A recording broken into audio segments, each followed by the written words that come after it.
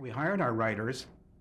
Alex went down. He likes to write. He liked to write on steamers, on go on boat trips and steamers, and kind of romantic, and lock himself up. And he was writing the book. And as he wrote the book, he would send us copies. And Bill Blinn and Ernie Kanoy and a bunch of the guys who were writing it started on the scripts. We had 4 script writers, as different than they did today. When one script writer writes the whole thing, we had multi-script writers write the screenplays. And so many people were involved in writing this series, and we wanted there to be more black writers, which David did. He has that kind of sensibility too. Let me just say this. I will say this here, and Alex Haley said it before, so I can repeat it. I'm not afraid to repeat it.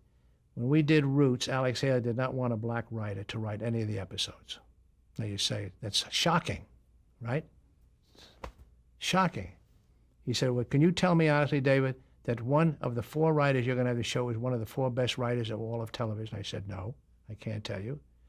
And number 2, he said, I am afraid that if a black writer is associated with this show, he's going to give his point of view of how this should be. And I don't want his point of view, I want my point of view.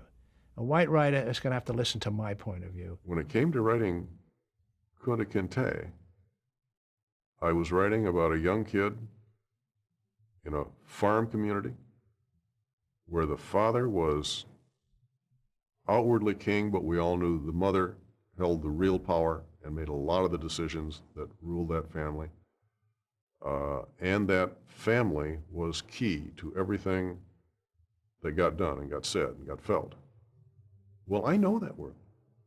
That world does not have a skin color. So I did not feel ill-equipped. Stan Margulies was brought in by Walper to do the Roots, and Stan called me and said, would you be interested in?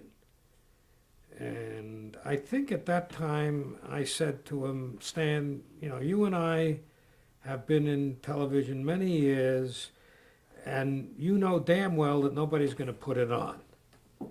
And he said, but would you be interested? And I said, well, certainly, of course. I'd worked with Ernie before.